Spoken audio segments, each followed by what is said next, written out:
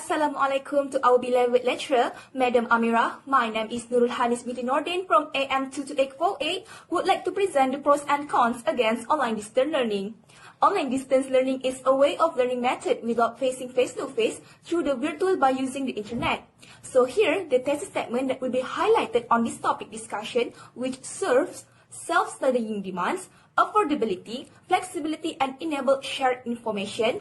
Yet, in contrast, this method learning makes students unable to know the criteria of assessment evaluation, increase the students' screen time, lack discipline in time management, and inefficient utilization of technology. One of the pros is serve self-studying demands among the students, where this method is conducive since students tend to be more involved. Why did it become conducive? According to Gilbert 2015, mentioned it allows them to manage time, recheck the materials frequently, get help from the student and educators, comply with the due date, and use metacognitive skills to look back on learning by individual. It means the student doesn't bound with any physical schedule since it is flexible. However, with the growing popularity of the internet, people predominantly suffer from limited time, have insufficient time from the past, and need to study further. Based on the data collected by authors, 52% agree that online learning fulfills self-studying demand, while only 4% strongly agree with that statement. So from the data, we know that most students prefer to choose online learning as it offers freedom to manage their time individually and allows continuing their study through distance learning. As opposed to the pros, there is a con detected as a student becoming demotivated due to not understanding the educator's criteria assessment in that subject. The issue that needs to address is the assessment of student learning, which includes how the educator evaluates student development summatively and formatively and how to allocate graded activities over the whole course. The students will try solving the problem by preparing practical feedback and technique to ensure the learning process becomes smooth and beneficial. Moreover, the assessment becomes crucial to obtain the continuous outcome in an online learning setting where students' opportunities get modeled higher than in a formal classroom. The reason is the existence of virtual boundaries create a misunderstanding between the student and educator. Based on the data collected, proves that 50% agree that this learning method could decrease motivation as a lack of knowledge on the criteria of evaluation assessment, and only 6.7% strongly agree among the students. However, the percentage also showed 26.7% of neutral voters, and the rest found that 13.3% disagree with the statement. Thus, this problem needs to be overcome as it could affect the students' performance to delivering good grades in the final year. Overall, the university student needs to ensure that learning process method becomes practical as it can simultaneously bring pros and cons either online or in traditional ways. Hi, Assalamualaikum to my beloved lecturer, Madam Amira. My name is Nur Anis binti Zulkifli. I'm from AM22848A. Today, I would like to present my points, which are the pro and con of online learning towards students in terms of affordability and student screen time. Okay, besides that, according to Gautam 2020, one of the pros of online learning is in terms of affordability of online learning.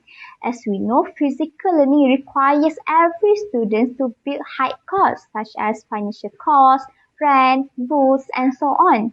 However, looking at the spread of the COVID-19 pandemic today, students, especially university students in Malaysia, are instructed to study online, that is, learn from home. This clearly shows that financial costs have been reduced through online learning. For example, students do not have to bear the cost of transportation, meal costs, college fees, and so on. Also, online learning is much cheaper when compared to physical learning. This is said so because students can choose to bring the resources provided by the lecturers or not.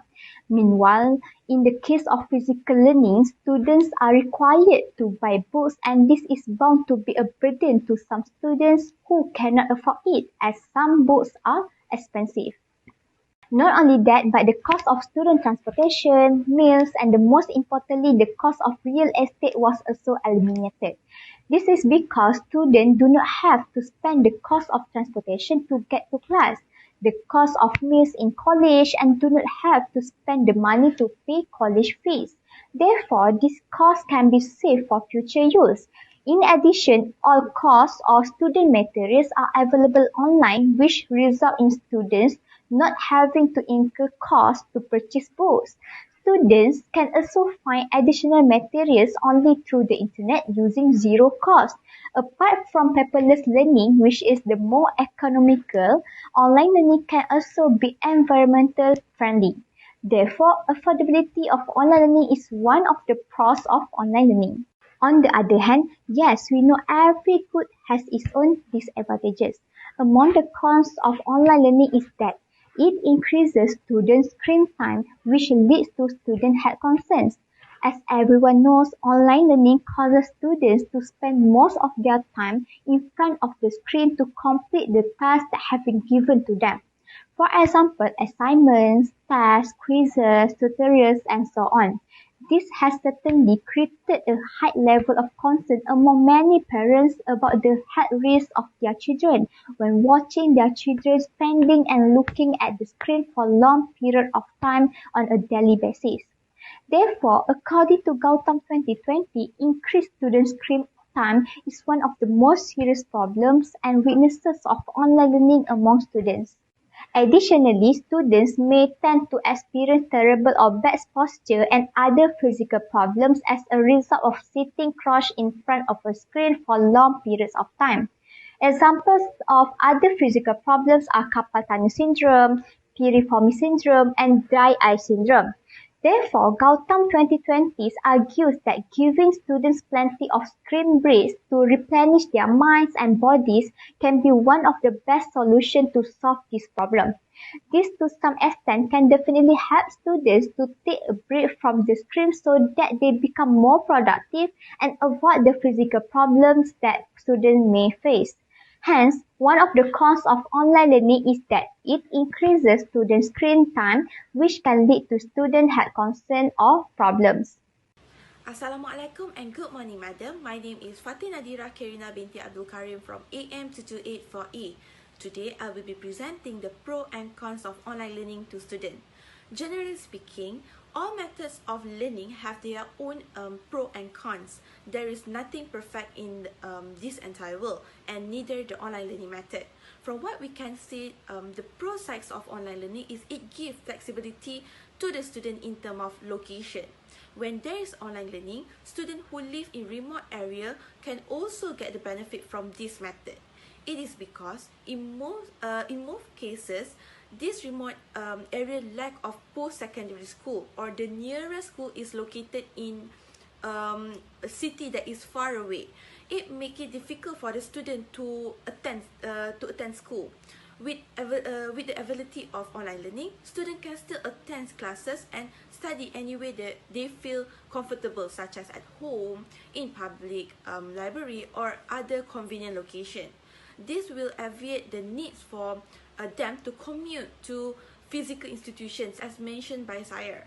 Students can save their hours of daily commute time and save a lot of money as a result of online learning.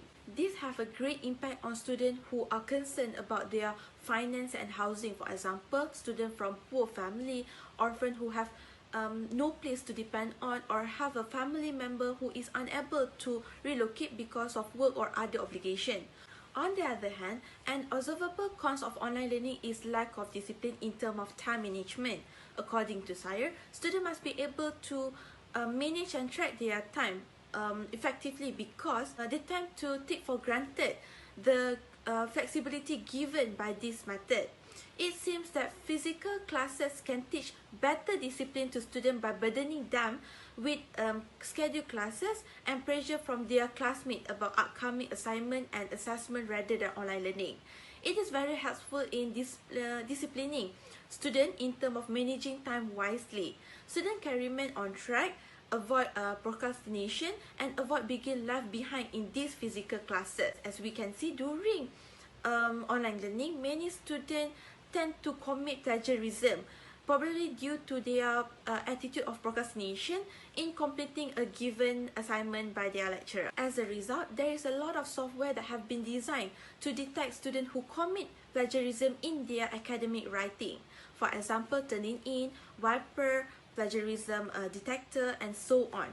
Students should not leave their study schedule for anything unnecessary unless it is absolutely necessary.